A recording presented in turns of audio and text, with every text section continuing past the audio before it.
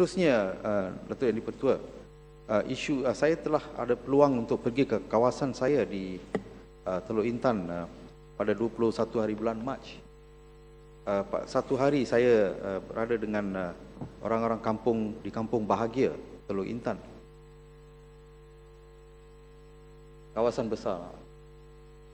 Jadi, apa yang nak beritahu? Di Kampung Bahagia, lebih kurang 99% lah penduduknya adalah memang ya luar bandar. Ada sebuah sungai di sana di mana tidak ada jeti untuk menyeberangi kepada bandar Teluk Intan. Penduduk-penduduk harus menggunakan sampan ataupun motorbot, kena bayar sewa. Saya difahamkan ada satu rancangan dahulu untuk membina sebuah jambatan, tetapi telah tergendala.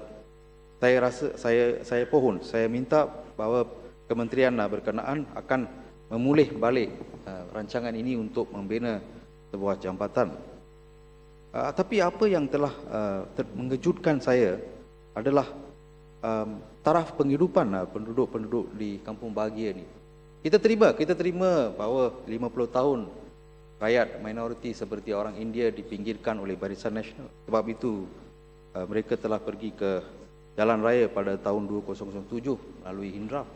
Tapi kaum sendiri Melayu yang selalu kerajaan UMNO mengatakan mempentingkan, memjuangkan kebajikan orang Melayu pun saya tengok di Kampung Bahagia tak ada langsung. Jadi apa betul-betul kerajaan buat, saya pun tak faham. Taraf penghidupan di orang Melayu pun you tak jaga, macam mana you nak jaga seluruh Malaysia? DAP tak boleh kasih apa-apa, kita pembangkang. Ya Mat, jangan interact dengan dia orang. I think no point interacting with them. Jadi saya teruskan, saya minta you nak mempinggirkan orang India, mempinggirkan sekolah India, Tamil, teruskanlah. Tapi Melayu pun you tak jaga. Itu yang pelik sekali pentadbiran kerajaan kita. Seterusnya, Datuk Yang di-Pertua, saya ingin pergi ke satu lagi Teluk Intan minta mencela.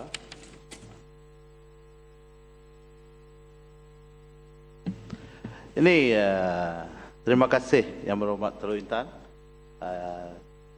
Datuk Yang di-Pertua. Apabila saya dengar tentang Kampung Bahagia Teluk Intan, saya tahu memang rakyat di Kampung Bahagia itu tidak bahagialah.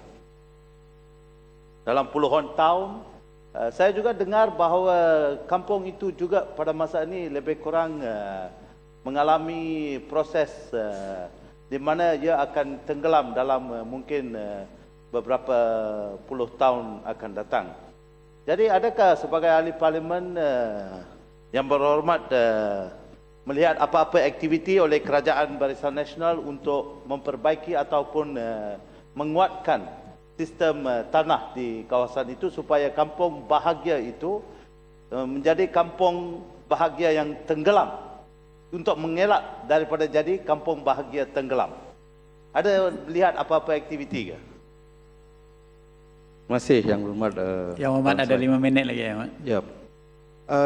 Bukan saja Kampung Bahagia, saya percaya seluruh Teluk Intan akan ditenggelami air kalau kerja-kerja di sungai dan di Kuala tidak ditingkatkan.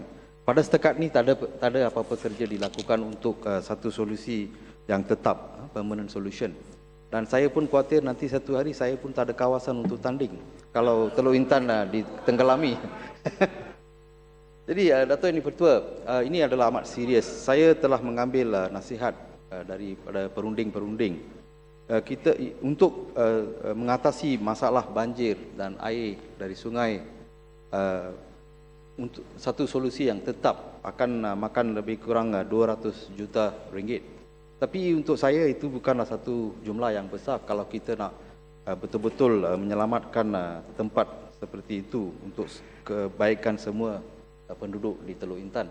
Dan saya pohonlah bahawa jabatan yang berkenaan, Jabatan Saliran, akan mengambil tindakan-tindakan yang sewajarnya.